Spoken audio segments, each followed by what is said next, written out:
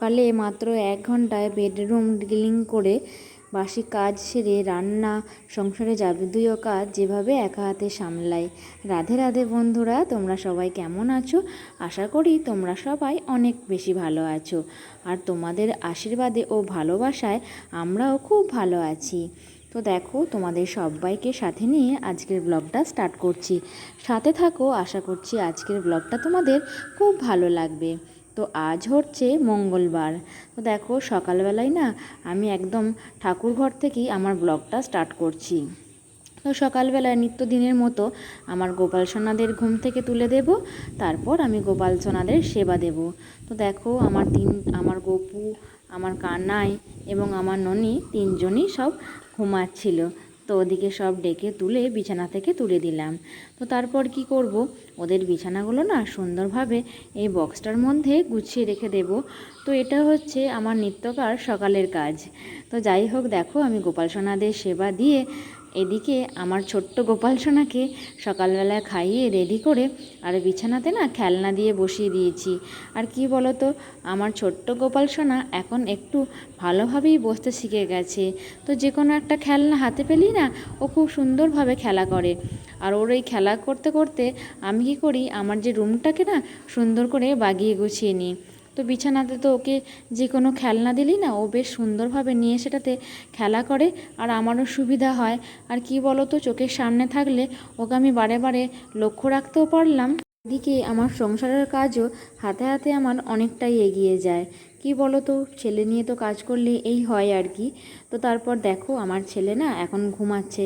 তো ওকে না ওই রুমে শুইয়ে দিয়ে এসেছি। তো তারপর না এখানটা ঝাড়ছি, কেননা সবসময় তো ছেলে বিছানার মধ্যেই থাকে। আর বিছানার মধ্যে থাকলে কি বলো তো, এই যে পাখাটা আছে না, এটা খুব নোংরা হয়েছে। তো সেজন্য না একদম ঝাড়তে পাই না। তো ছেলে যখন দেখলাম ঘুমাচ্ছে, তা ওকে ওই রুমে সরিয়ে দিয়ে এসে আমি এটা ঝাড়ছি আর কি। আর পাখাটা এত ধুলো হয়েছে, আর এই গ্রীষ্মকালে তো বলো না, এই পাখারই তো সব সময় চল আর কি।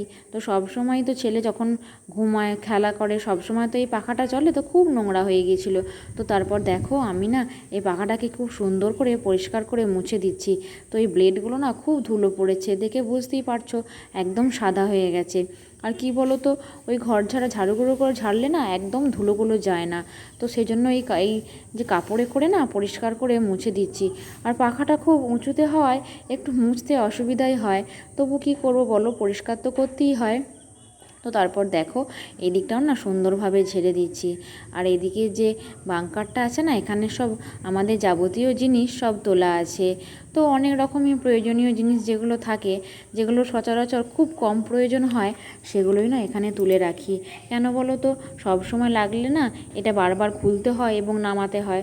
তো যেরকম জিনিসগুলো মানে যেগুলো আর কি খুব কমই আমার প্রয়োজন হয়, সেগুলোই সব এখানে রেখে দিয়েছি।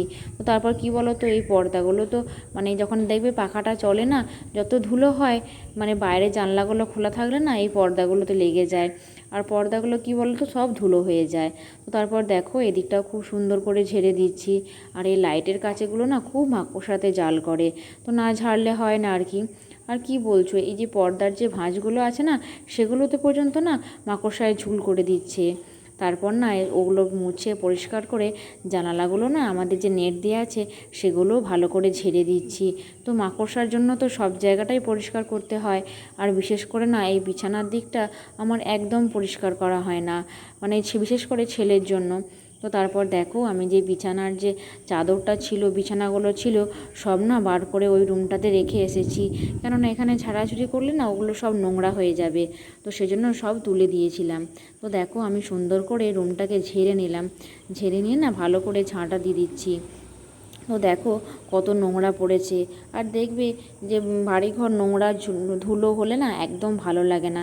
তো সেজন্য ভাবলাম আজকে সকাল থেকেই যে রুমটা একটু পরিষ্কার করব। আর কি বলো তো, ছোটো ছেলের রুম একটু পরিষ্কার না করলে হয় না। তো খাবার দাবার থাকে, ওর জামা কাপড় থাকে, তো মাকড়সা হলে না ওর জামা কাপড়ে বা খাবারে পড়ে যাওয়ার ভয় থাকে। তো তারপর দেখো, এই জানলাগুলো না পরিষ্কার করে মুছে দিচ্ছি। আর কি বলো তো, রাস্তার ধারে জানলা তো বেশি না ধুলো হয়, এমনকি যে নিচের যে অংশটা আছে না সেটা পর্যন্ত ধুলো হয়ে যায়। তো তারপর দেখো, দুটো জানলা আমি পরিষ্কার করে সার্ফের জল দিয়ে না মুছে দিচ্ছি। তাহলে বেশ অনেকটা চকচকে হবে। আর কি বলো তো, এই জানলাগুলো তো সচরাচর মোছা হয় না, তো সেই জন্য না কালো হয়ে গেছে। তো দেখো আমি খুব সুন্দর করে পরিষ্কার করে মুছে দিতেই না কেমন চকচক করছে। তো এদিকে আমার জানলাগুলো সব না পরিষ্কার করে মোছা হয়ে গেল।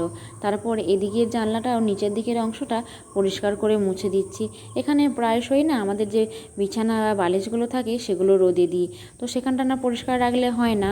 তারপর দেখো আজকে না আমি এই রুমটা স্ট্যান্ডে করে মুছবো না।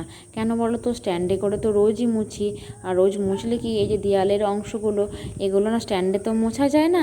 আর যে কোণের দিকের ভাগটা থাকে না, মানে যে এই ছোটো ছোটো সরু সরু গলিগুলো থাকে, এগুলো একদম স্ট্যান্ডে মোছা যায় না ভালো। তো সেই জন্য দেখো আমি একদম ওপর থেকে নিচে পর্যন্ত ভালোভাবে পরিষ্কার করে মুছে দিচ্ছি।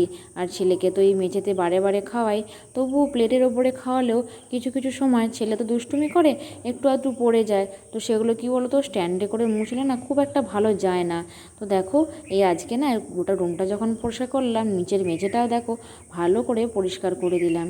তো তারপর দরজাটাও একটু মুছে নিচ্ছি। আর কি বলো তো, সব যখন পরিষ্কার হলো, মানে যে রুমে ঢুকতে যে দরজাটা সেটা যদি না পরিষ্কার করি একদম ভালো লাগবে না। আর এই দরজার যে সাদা সাদা অংশগুলো আছে না, সেগুলো না বেশিরভাগ সময় কি বলো তো কালো হয়ে যায়। আর একটু সার্ফ দিয়ে মেজে দিলেই না খুব সুন্দর পরিষ্কার হয়ে যায়।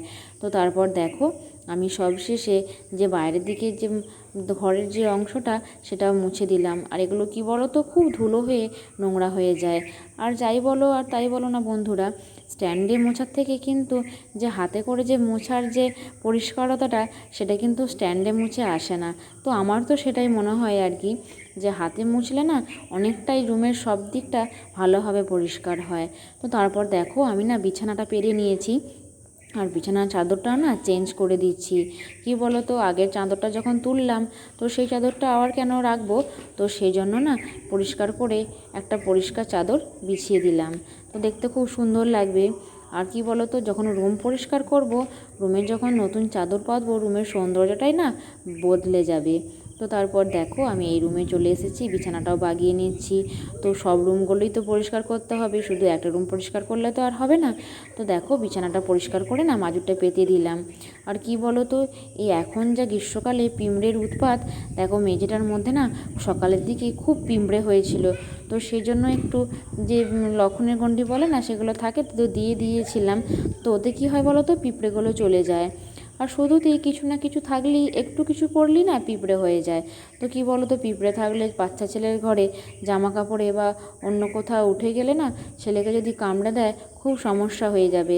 তো সেই জন্য না বেশিরভাগ সময় কী করি, আমিও ছেলের খাবারগুলো পরিষ্কার করে ঝাড় দিয়ে মুছে ওই পিঁপড়ে যে না আসে সেই গণ্ডিটা দিয়ে দিই আর কি। তো তাতে অনেকটাই কাজ হয়। আমার না আজকে ওই রুমগুলো সব ঝাঁট দেওয়া মোছা পরিষ্কার হয়ে গেছে। তো সকাল থেকে আজকে একটু ভোর ভোরই উঠেছিলাম, কালকেই ভেবেছিলাম যে রুমটা বাগাবো, তো সেজন্য না একটু ভোর ভোরই উঠেছিলাম। তো তারপর দেখো ওভেনটাও না সার্ফ দিয়ে ভালো করে পরিষ্কার করে মেজে নিচ্ছি। তো এখানটা তো না পরিষ্কার করলে হয় না আর কি। তো তারপর কি করব বলো তো, এখানটা না একটা ভিজে কাপড়ে করে পরিষ্কার করে মুছে দেব। আর কি বলো তো, আমাদের যে ওভেনটা আছে না এটা অনেক দিনকার, তো একটু সার্ফ দিয়ে মেজে দিলেই না এটা খুব সুন্দর পরিষ্কার হয় আর এবং চকচকও করে। তো তারপর দেখো আমার এদিকে ওভেনটা পুরোটা পরিষ্কার করে মোছা হয়ে গেল। তো কি করব বলো তো, এরপর নিজের মেঝেটাও না মুছে দেব। তো এখানটায় আমাদের তো উনুনটা তো গোবর দিয়ে লাথা দিতে হয়, তো সেই জন্য না এখানটা একটু নোংরা হয়ে যায়। তো পরিষ্কার করে মুছে দিয়ে আমি আজকে শিলেতেই মশলা বাটছি। এই সময় না কারেন্ট ছিল না, তো ভাবলাম মিক্সার গ্রাইন্ডারে বেটে নেব, কিন্তু কারেন্ট না থাকায় শিলেতেই আজকে মশলাটা বাটতে হলো। তো আজকে শিলেতে মশলাটা বেটেছি। তো তো দেখো বাটির মধ্যে না সব নুন হলুদ মশলা দিয়ে সব ঠিক করে নিয়েছিলাম, দিয়ে তেলের মধ্যে তেজপাতা পাঁচফোড়ন দিয়ে আর মশলাটা দিয়ে দিলাম।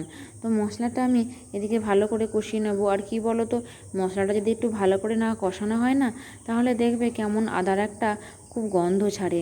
তো মশলাটা থেকে তেল বেরিয়ে এলেই না কি করব, এর মধ্যে সেদ্ধ করে রাখা আলু আর মটরটা দিয়ে দেব। তো আজ তো জলখাবারের জন্য বানাচ্ছিলাম ঘুগনি, আর আমার মেয়ে না এই ঘুগনি খেতে খুব ভালোবাসে। আর কি বলো তো, রোজকার জলখাবারে কি বানানো হয়, তো সেজন্য না মানে রুটিন করে পাল্টে পাল্টে নানা রকম খাবার করার চেষ্টা করি, যাতে একঘেয়েমি না লাগে আর কি। তো তো দেখো এদিকে আমার ঘুগনিটা কষানো হয়ে গেলে জল দিয়ে খানিক ফুটিয়ে নিলাম, তারপর এই যে একটা পাত্রের মধ্যে ঢেলে নিলাম। তো এদিকে না ঘুগনিটা হতে হতে আমি কি করেছিলাম, শসা আর লেবুও কেটে নিয়েছিলাম। তো ঘুগনি দিয়ে খেতে কিন্তু খুব ভালো লাগে। তো তারপর দেখো ছেলে উঠে পড়েছিল, ছেলেকে না আবার বিছানার মধ্যে খেলতে বসিয়ে দিয়েছিলাম। দিয়ে আমি এদিকে আলমারিটা মুছে নিচ্ছি। কি বলো তো, ছেলে এখন একটু বড় হয় আমার অনেকই সুবিধা হয়েছে, মানে ওকে খেলতে দিয়ে আমার রুমটা আমি অনেকটাই পরিষ্কার করতে পারি। তো তারপর দেখো কিছু জামা কাপড় ছিল, সেগুলো এখন গুছিয়ে নিচ্ছি। আর কি বলো তো, মানে ছেলে ঘুমালে বা ছেলে খেলা করলে মনে হয় অনেক কাজ করব, কিন্তু ছেলে তো দিনের বেলায় বেশি ঘুমায় না, ওই 20 মিনিট থেকে আধ ঘন্টা ঘুমায়। তো বলো ওইটুকু টাইমের মধ্যে কি ঘরের সব কাজ ছাড়া হয়? হয় না। তো তো কী করব, ছেলে যখন শুয়ে থাকতো তখনও একটা সুবিধা ছিল। তো এখন আমার ভয় হচ্ছে ছেলে যখন হামা দিতে পারবে ভালোভাবে, তো তখন আমি কী করে মানে সংসারের কাজ করব। মানে তখন তো ওকে সবসময় লক্ষ্য থাকতে হবে আর কি। তখন তো আর বিছানার মধ্যে বসিয়ে আমি কোনো কাজ করতে পারবো না। তো আর নিচেতে বসালেও ও যে সিঁড়ি, যে বাড়ির সামনেটা যে সিঁড়িটা আছে ওটা দিয়ে ওঠানামা করতে গিয়ে এক্ষুনি পড়ে গিয়ে বিপদ হবে। তো যাই হোক দেখো আমি জামা কাপড়গুলো সুন্দর করে গুছিয়ে নিলাম আর কি। তারপর না এই আলনাটায় তুলে দিচ্ছি। আর আমাদের রুমটার মধ্যে না এদিকে আলমারি, একটা বড় আলমারি আর ড্রেসিং টেবিল থাকায় না রুমটার মধ্যে আর জায়গা ছিল না। তো সেই জন্য না এই রুমটার মধ্যে আর কোনো বড় আলনা করিনি আর কি। তো এই আলনাটাতে কি বলো তো, অল্প অল্প মেয়ের জিনিস আর আমার কিছু বা আমার ছেলেরগুলো অল্প অল্প করে কিছু রাখি। তো এইটার মধ্যে তো আর বেশি কিছু থাকে না, তবুও বেশ গোছ করে পরিষ্কার পরিচ্ছন্ন রাখার চেষ্টা করি। তো দেখো সব পরিষ্কার করে তুলে দিলাম, তুলে দিয়ে না এবার ড্রেসিং টেবিলটা মুছে নেব। আর কি বলো তো, ঘর ঝাড়লে না এগুলো তো নোংরা ধুলো পড়ে, তো এগুলো পরিষ্কার না করলে হয় না। আর আমার তো ছোট ছেলে নিয়ে কাজ, সময় তো সব কিছু সময় হয়ে ওঠে না, তাই যখন যেটুকু সময় পাই সেটুকুই তাড়াতাড়ি করে সেরে নেওয়ার চেষ্টা করি। তো বন্ধুরা আমার আজকের ভিডিওটা আমি এখানেই শেষ করছি, আবার দেখা হবে নেক্সট ব্লগ। রাধে রাধে।